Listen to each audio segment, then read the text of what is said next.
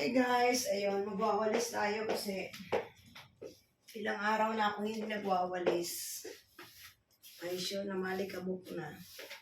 Ayun, medyo gumaanggaan ang pakiramdam natin guys, kaya ayun.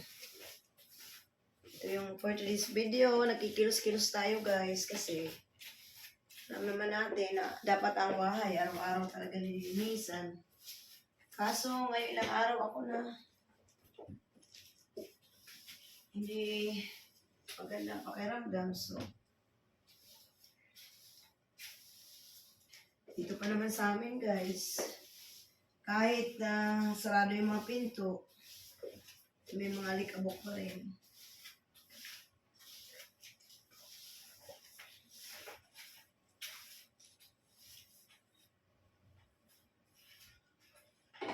So, ayun.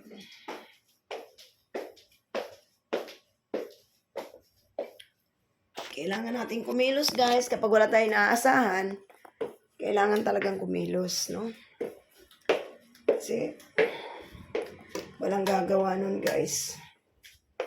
Ayaw ko namang umuwi si Mr. na makalat o madumi ang bahay. Lalong nakaka-stress kasi yan. Danas na danas ko yan guys kasi nagtatrabaho din ako ganyan.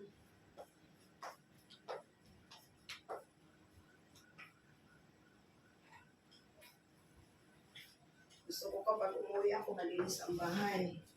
Ano ko na-stress kapag madumi ang bahay. So, ngayon, walis-walis lang tayo. Nasipon pa ako guys. Di pa talaga okay. But, ayun. Pauwi na daw si Mr. Pagahan niya daw ngayon.